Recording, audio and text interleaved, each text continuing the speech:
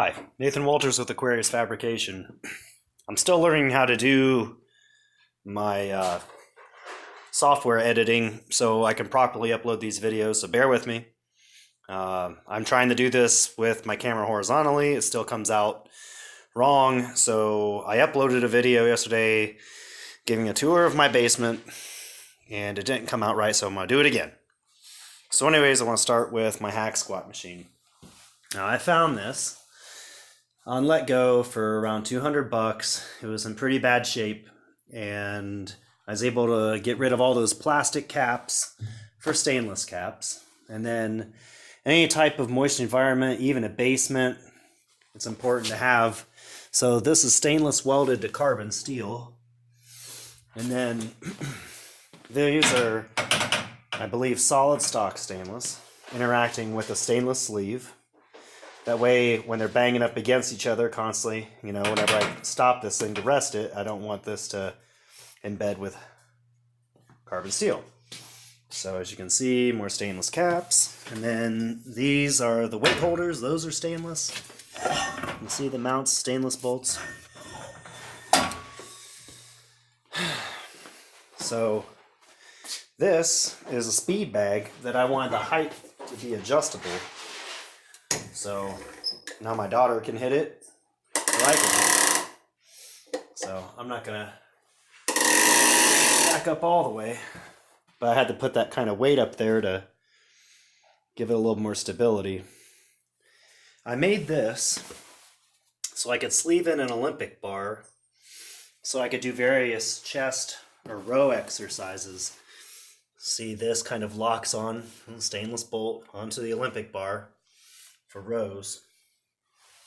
And then up here, this is my adjustable pull-up bar. It has a good 9 inches of adjustability. I just kind of made these to come down and meet up with it so I can use it. And I have a smart TV here, and I wanted to be able to change its pivot in any direction. Now you see it kind of wants to slide down as I pivot it here and there, but I can always just push it right back up. And it stays for the most part. No need to tighten it anymore, but I can change the tilt. So there's that. Let's go around here. I like to use this. I had it in my living room and in my apartment. All stainless, of course. I like to use this for bar dips, and I could use it for other various exercises. Get a good look at that. I made this drum stand with diamond plate siding. I still need to make corner caps. And then from what I understand, I have an LED. Of course, it's 12 volt. I'm going to have to overcome that, but it responds to bass.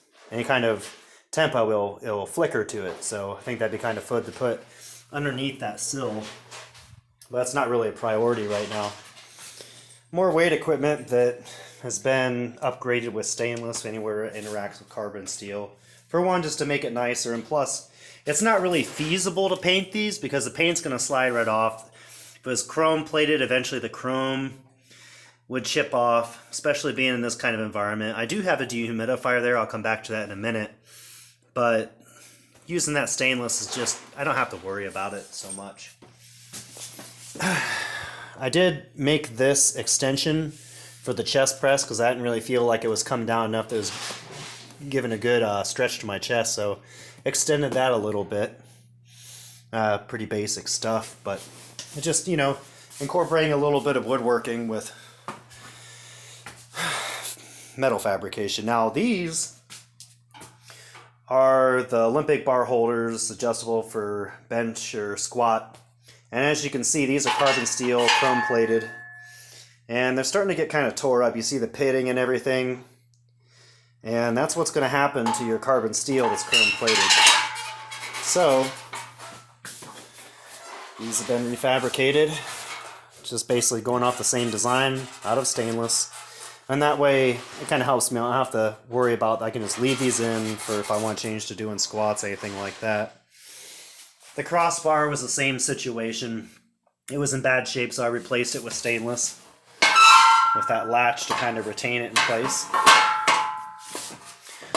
Now, over here, I use this to kind of hold just various Olympic bar components in place. Obviously stainless and whatnot. Now this is an example. You see the base feet. This is all heavy duty carbon steel, but I mean, that's what the moisture does for it. Now, the basement in my apartment was there was practically a stream of water flowing through it at all times, so this was going to happen. So, but even so, having stainless feet on it probably would have spared it a lot of corrosion that I'm going to have to fix later on down the road. Just not a priority right now. This is just another example. Stainless cap that was always popping out. That's gone. Forget about that. Stainless bar for the leg extension.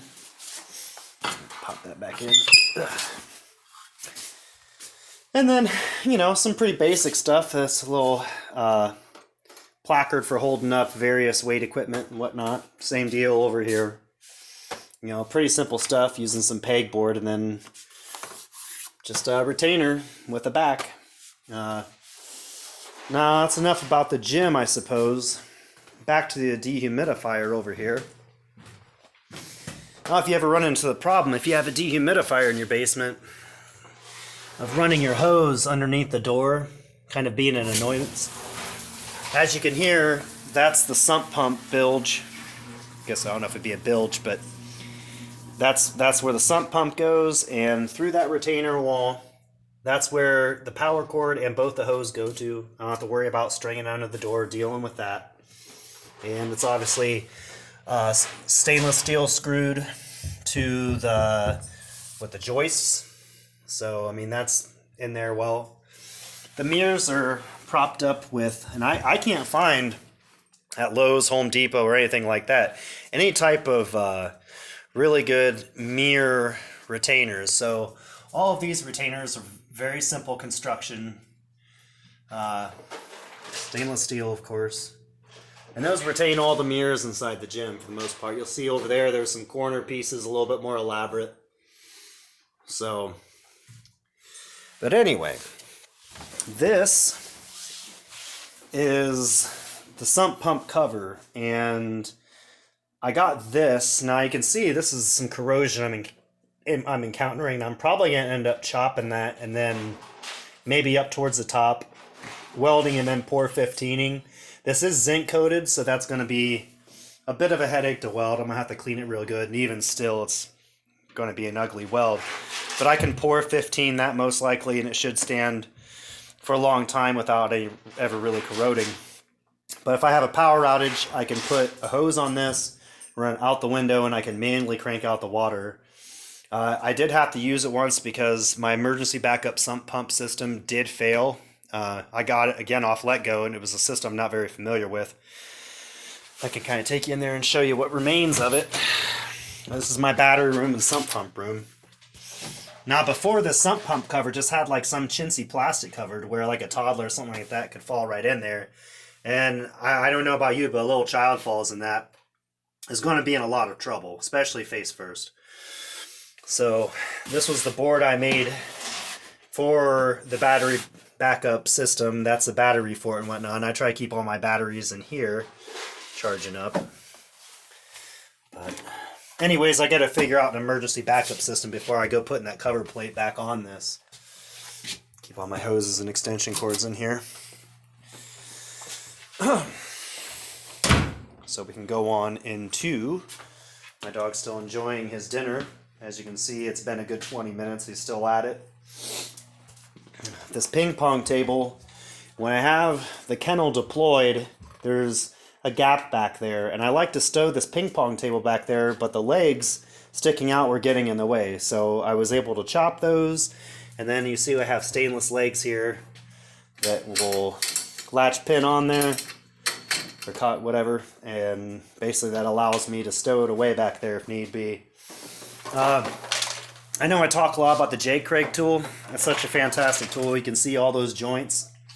Now, it's not necessarily, you know, Victorian style, you know, beautiful woodworking, but it's functional and it's practical. And that tool is fantastic. I couldn't emphasize, the importance enough of having that type of tool in your arsenal if you're interested in doing any type of very basic woodwork that allows me to, geez, dude, it allows me to move this thing around quite easily. I can lock the wheels if I want to play. It's bumper pull, by the way, if those of you that aren't familiar with it. This is an example of some curtain rods that go with some shelving in the spare bedroom. That room's being remodeled right now, so this will stay down here, and I might have to change this or revarnish it when all goes back in there. But again, this is simple stainless rod that's very commonly found at a scrapyard. Took me a little bit of time to put a decent polish on it. It's not exactly pure mirror finish, but I mean that's pretty good. That's comparable to what you'd see at Lowe's. It's the nickel plating.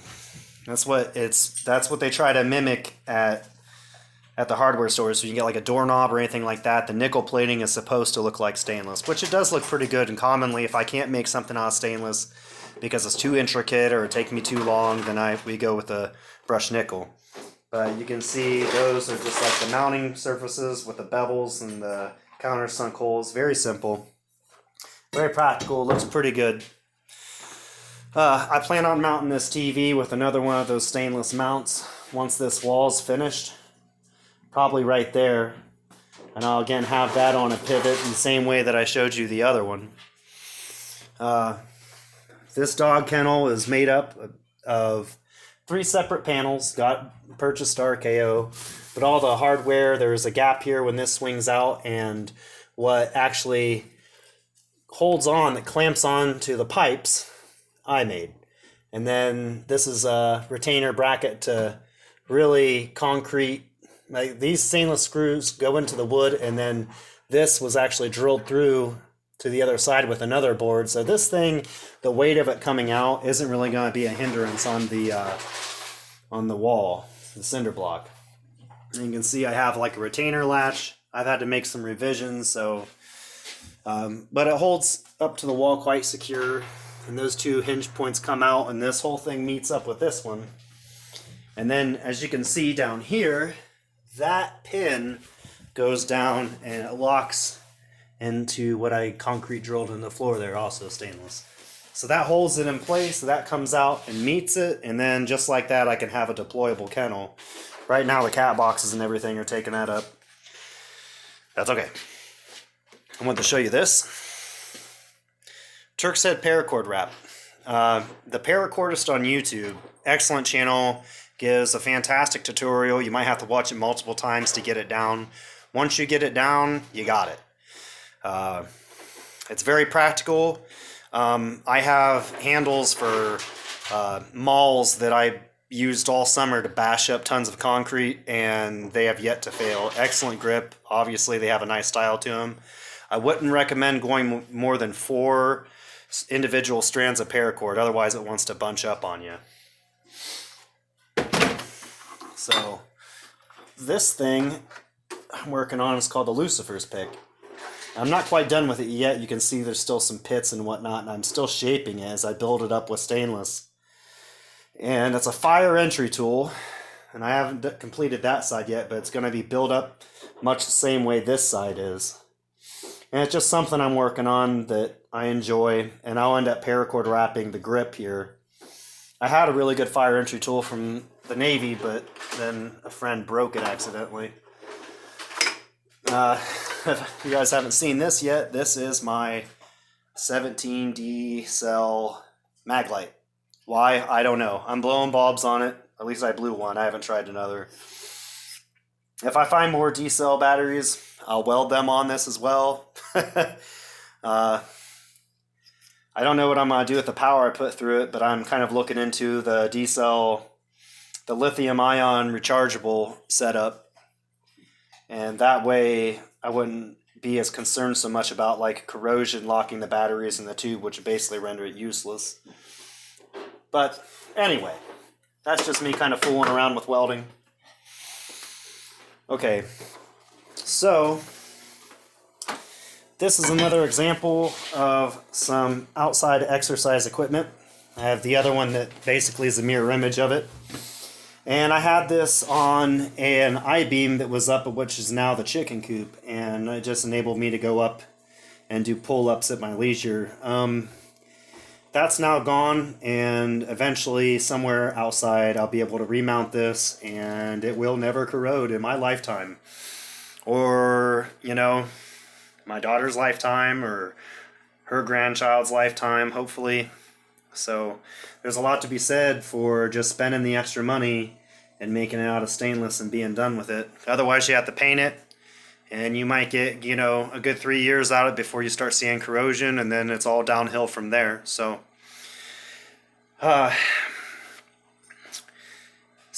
anyways, I acquire a lot of my steel, my stainless, my aluminum from scrap yards. You really want to play the part when you go there. Safety glasses. If this is something that you want to do, then I'm not saying that every scrapyard's going to let you in. There's going to be some that don't. The more mom and pop type scrapyards might. You know, when I roll up with a box truck and it has, you know, a company name on it, and I'm dressed the part, I got my respirator and stuff like that, like they know I mean business. I mean, scrapyards are dangerous places. They stack that stainless and aluminum and whatever else a mile high, and you just don't want to be seen as a liability. So, and if you know what you're talking about and stuff, they're probably willing to help you out. Typically at this scrapyard, I have been getting my stainless at $1 a pound. Might seem like a lot, but in comparison to what you pay for, you know, wholesale prices from a supplier, it's substantially cheaper and much more feasible to do these kind of projects. Anyway,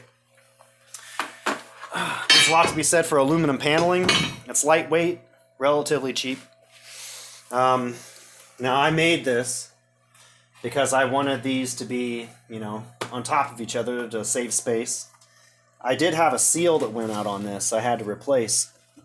So I had water leaking out, as you can see the water trail there, that was going onto my wood. I didn't like that, so this whole thing now sits on top of a tray, and as you can see, it has like a reservoir side that leads to something that will fit a hose that I can run safely to my drainage. Now this whole apparatus is on wheels, but I do have these stainless stilts that I'm able to screw down and kind of level it. And that allows me to, if I need to, I can move it. Otherwise, it's going to stay right where it is. And then obviously, there's more to be said about just making a simple stainless bar.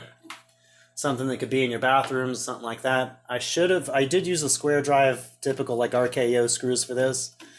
Probably would have been a little nicer to put stainless screws in it. They're not really that expensive. They look much nicer. So other than that, simple woodworking has allowed me to put in this hot tub, put down some vinyl and everything. It really doesn't look half bad. Once I acquire some barn wood or pallet wood, I'll probably end up covering this wall with highly varnished pallet wood. But that's more or less something else. But anyways, I appreciate you taking the tour of my basement with me. Take it easy.